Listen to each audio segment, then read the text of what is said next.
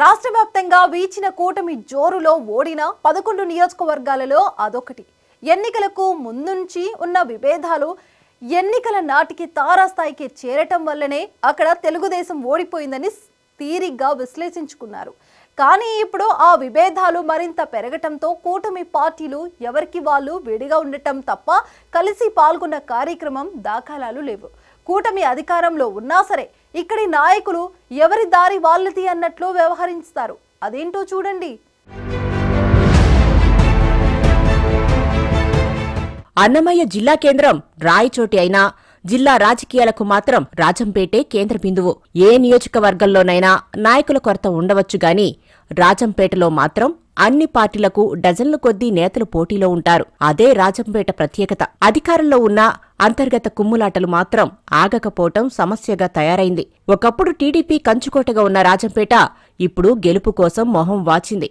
2024 ఎన్నికల్లో రాష్ట్ర వ్యాప్తంగా సాగిన కూటమి జోరులోనూ రాజంపేటలో మాత్రం ఓటమి చవిచూడాల్సిన పరిస్థితి ఏర్పడింది. అందుకు కూటమి నేతల మధ్య ఆధిపత్య పోరు కారణమంటున్నారు.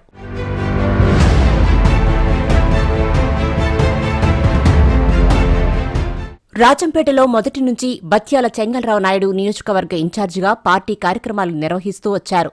నిజానికి ఆయనది రైల్వే కోడూరు అయినా అది ఎస్సీ రిజర్వ్డ్ నియోజకవర్గం కావడంతో తన కార్యక్షేత్రాన్ని రాజంపేటకు మార్చుకున్నారు. బలిజ సామాజిక వర్గానికి సంఖ్యాబలం ఉండడంతో ఆయనకు రాజంపేటలో పనిచేయడం కూడా సులువైంది.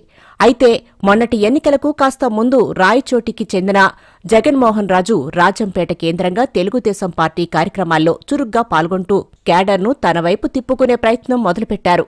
జనసేన నుంచి ఎల్లటూరి శ్రీనివాసరాజు, అతికారి దినేష్ లాంటి నేతలు గత ఎన్నికల్లో టికెట్ కోసం చివరి వరకు ప్రయత్నాలు చేసిన మాట నిజమే. అయితే తెలుగుదేశం అధిష్టానం ఆలోచనలు అందుకు భిన్నంగా సాగాయి. చివరి క్షణంలో సుగవాసి బాలసుబ్రహ్మణ్యంకు టికెట్ ఇచ్చింది. ఒక్కసారిగా సుగవాసి ఈ నియోజకవర్గానికి రావటం చెంగల్రాయుడు లాంటి నాయకులను బాగా ఇబ్బంది పెట్టింది. ఇన్నాళ్లు అక్కడే ఆఫీసు పెట్టుకుని మరీ కష్టపడి చెంగల్రాయుడు బహిరంగంగానే అధిష్టానం నిర్ణయాన్ని వ్యతిరేకించారు. ఆయన తన అనుచరులతో భారీ ర్యాలీ జరిపి మరీ బల ప్రదర్శన చేశారు. కూటమి తరపున ఎంపీ అభ్యర్థిగా బరిలో దిగిన మాజీ సీఎం కిరణ్ కుమార్ రెడ్డి ఎలాగోలా ఒప్పించి ఆయన అసంతృప్తిని చల్లార్చే ప్రయత్నం చేశారు.